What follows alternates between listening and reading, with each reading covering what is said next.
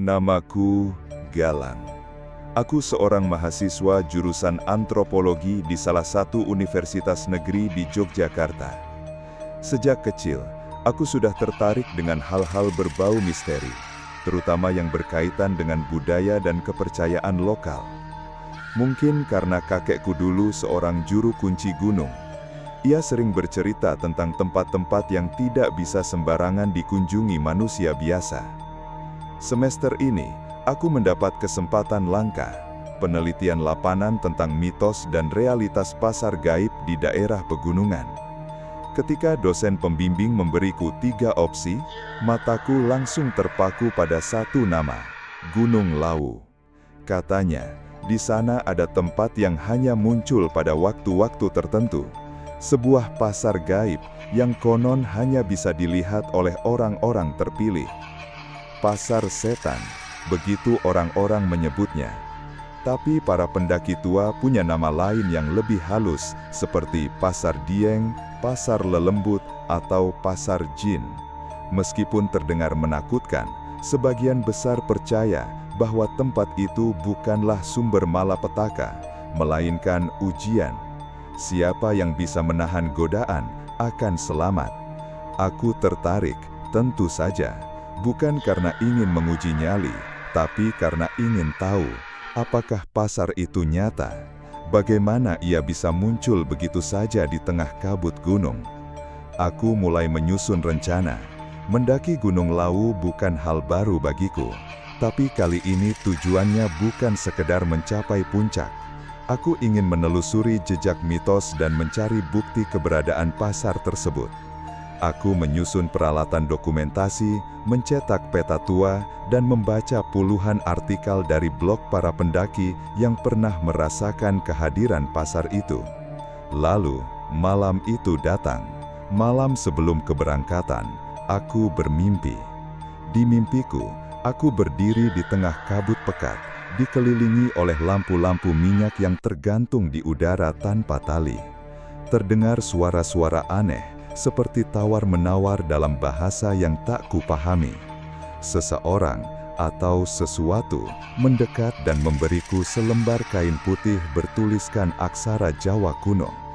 Aku terbangun dengan jantung berdebar, dan kain itu ada di lantai kamarku.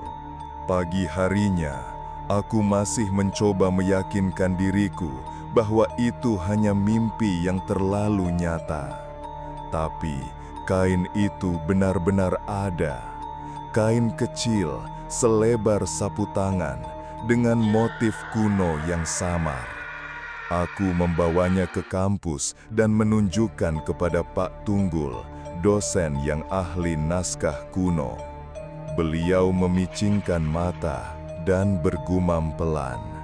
Ini bukan sekadar kain, ini semacam undangan.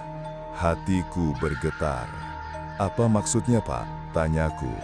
Orang-orang dulu percaya kalau seseorang mendapat tanda seperti ini, itu artinya ia akan atau sudah terhubung dengan dunia lain, terutama di tempat-tempat rawan batas seperti pegunungan. Dan kamu bilang ini muncul setelah mimpi. Aku mengangguk. Pak Tunggul menatapku lama, lalu akhirnya berkata, "Kalau kau tetap ingin pergi, jangan lupa satu hal. Jangan ambil apapun dari tempat itu. Jangan tergoda. Kalau kamu merasa ditawari sesuatu, tolak dengan halus." Hari keberangkatan tiba. Aku bersama 2 teman pendaki, Ardi dan Sita, memulai perjalanan dari base camp Cemoro Sewu. Mereka tidak tahu soal mimpiku atau kain itu. Aku tidak ingin membebani mereka.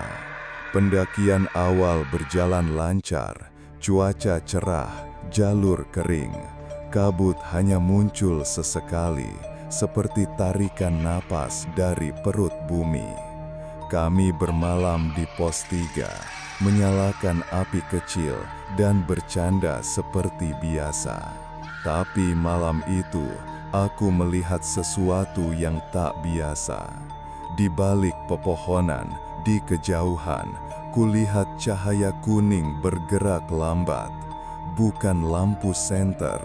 Cahaya itu mengambang seperti lentera dan makin mendekat. Aku mencoba membangunkan Ardi, tapi saat dia membuka matanya, cahaya itu sudah hilang. "Mimpi kali," katanya santai. Aku tersenyum paksa, tapi dalam hati aku tahu pasar itu sedang bersiap dan aku sudah diundang. Pagi di pos 3 terasa berbeda. Matahari terbit malu-malu, seolah tak ingin menyinari hutan yang masih basah oleh embun.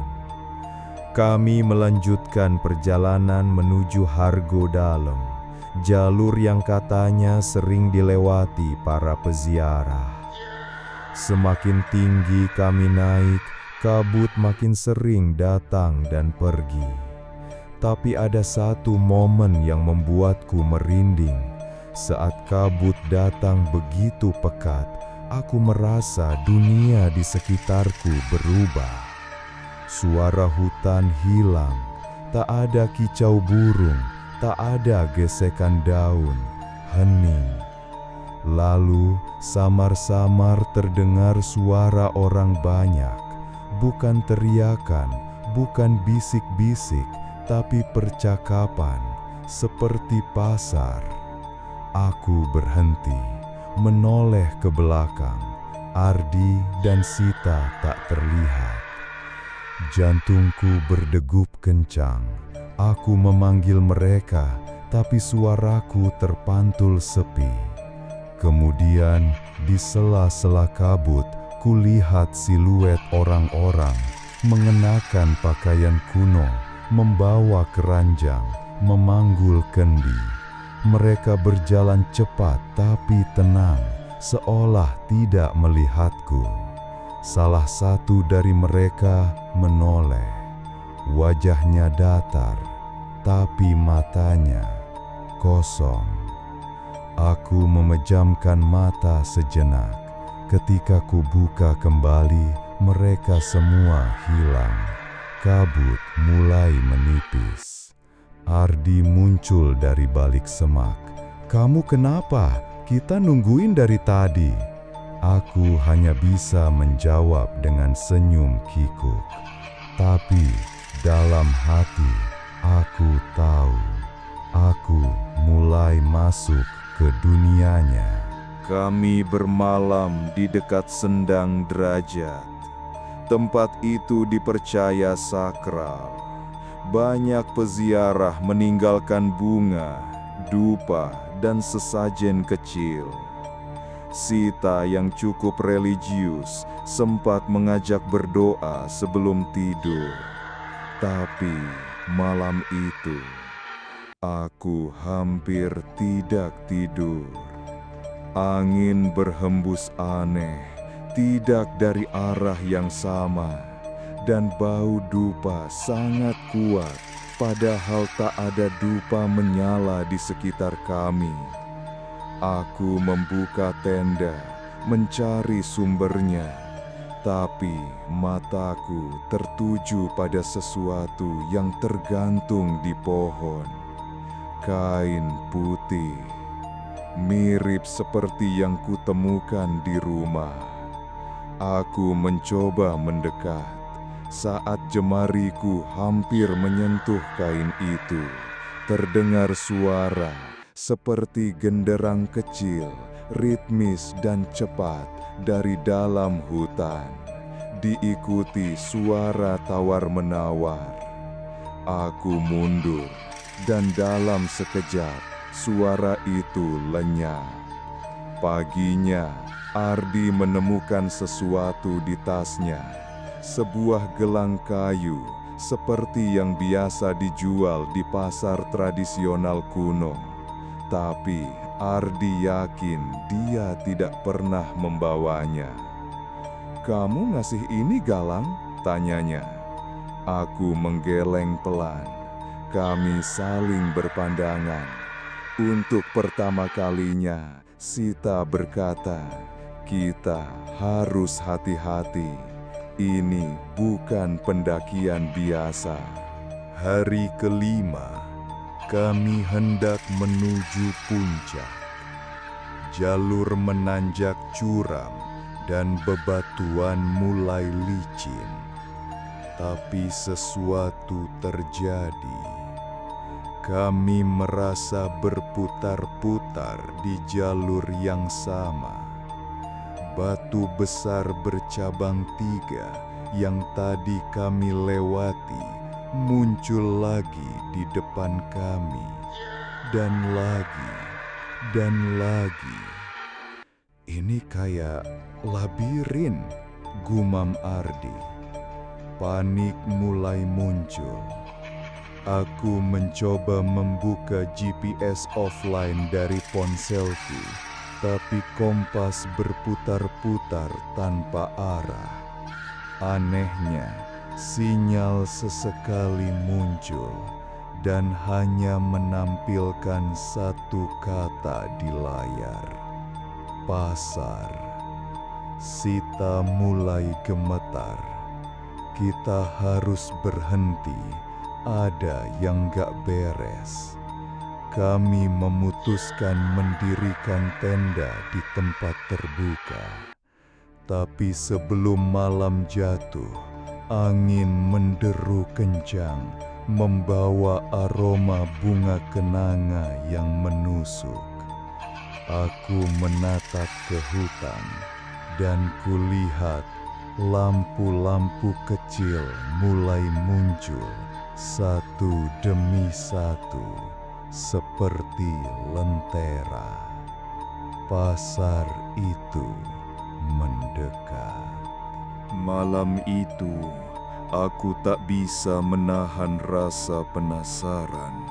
Aku berjalan perlahan menuju cahaya-cahaya itu, meninggalkan tenda tanpa suara. Kabut tipis menari di tanah, dan tiba-tiba aku sampai di tengah lapangan terbuka yang tidak ada di peta. Di sana, pasar itu nyata. Orang-orang berdiri berjajar, menjual benda-benda aneh, jam pasir tanpa pasir, buah yang bercahaya, kucing berkepala 2, koin yang mengambang. Semua dalam diam, tak satu pun berbicara padaku. Tapi mereka menatapku. Seseorang mendekat, seorang wanita tua dengan wajah seperti ukiran kayu.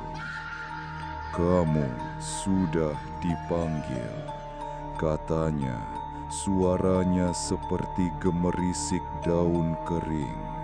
"Ambil satu dan kau bisa pergi." Aku menunduk. Di depanku ada meja kecil dengan satu benda, cermin hitam. Tapi aku ingat kata Pak Tunggul, "Jangan ambil apa-apa." Aku menolak, tersenyum, berbalik, dan saat itulah pasar menghilang dalam satu kedipan mata. Tapi aku tahu, aku sudah masuk dan tak bisa keluar tanpa bayaran. Pagi hari, aku kembali ke tenda, tapi anehnya tidak ada Ardi dan Sita. Semua perlengkapan masih utuh, tidak ada jejak keluar. Hutan di sekitarku mendadak sunyi. Aku memanggil-manggil, berkeliling, sampai ke titik aku merasa kembali ke tempat yang sama. Kabut terus menyelimuti jalur, dan dari balik pepohonan aku mendengar suara familiar. Ardi. Ia duduk membelakangiku, menatap ke arah lembah. Saat aku menyentuh bahunya, tubuhnya dingin. Ia menoleh dan wajahnya kosong, matanya memutih. Aku terjatuh. Dan saat itu Sita muncul, menarik tanganku, berbisik, "Itu bukan Ardi, lari." Kami berlari menuruni jalur yang bahkan tak kami kenali. Satu pilihan tersisa, harus turun malam itu juga atau terjebak selamanya. Dalam kepanikan, Sita menceritakan bahwa ia juga melihat pasar itu. Tapi berbeda, ia merasa ditawari suara ayahnya yang sudah lama meninggal. Suara yang sangat meyakinkan, katanya. Tapi ia sadar itu bukan kenyataan. Kami berjalan tanpa arah, sampai akhirnya kami menemukan jejak pendaki lama. Tanda panah di batu mengarah ke jalan kecil menurun. "Ini jalur tak resmi," kataku, "tapi bisa jadi satu-satunya jalan keluar." Langit gelap, hujan turun perlahan. Kami menyusuri jalan itu berjam-jam, berpegangan tangan agar tidak saling hilang. Sampai kami menemukan gerbang batu kecil, seperti gapura kuno, ditumbuhi lumut. Di atasnya tertulis dalam aksara Jawa, "Sing mlebu kudu bali." Siapa yang masuk harus pulang. Kami saling berpandangan, lalu melangkah masuk. Jalanan setelah gerbang terasa lebih berat. Kabut makin pekat. Langkah kaki terdengar berlipat-lipat, seolah bukan cuma kami berdua. Di belakang kami, sekelebat bayangan terus mengikuti. Aku menoleh. Tidak ada siapa-siapa. Sita mendadak berhenti. "Kalau aku hilang, jangan cari aku." Aku menahannya. "Kita harus pulang bertiga." Tapi Ardi, mungkin dia sudah jadi bagian dari mereka. Aku ingin menyangkal, tapi dalam hati aku tahu, Ardi yang kulihat semalam bukan lagi manusia. Kami berjalan terus, lalu dari balik kabut muncul satu jalan menurun yang lurus dan terang. Di ujungnya tampak pos pendakian. Kami berlari, tidak menoleh, dan akhirnya kami keluar. Kami tiba di base camp menjelang subuh. Petugas heran melihat kami hanya berdua. "Kalian hilang 3 hari," kata mereka. Kami tidak mengerti. Kami merasa hanya 2 malam di atas. "Dan siapa nama teman kalian tadi?" tanya seorang petugas. "Ardi." Wajah petugas itu berubah pucat.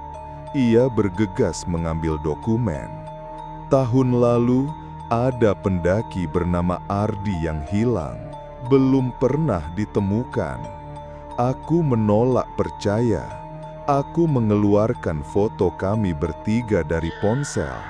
Tapi dalam foto itu hanya ada aku dan Sita. Kursi kosong di tengah. Setelah kembali ke Yogyakarta, aku menyerahkan laporan ke dosen pembimbing. Tapi aku menghapus semua detail tentang pasar setan. Hanya menulis pengalaman kabut tebal, jalur memutar, dan kehilangan arah. Pak Tunggul membacanya pelan, lalu menatapku. Kamu memilih untuk tidak mengungkapkan semuanya. Aku mengangguk. Ia tersenyum samar. Kadang, cerita paling berbahaya adalah yang terlalu dipercaya.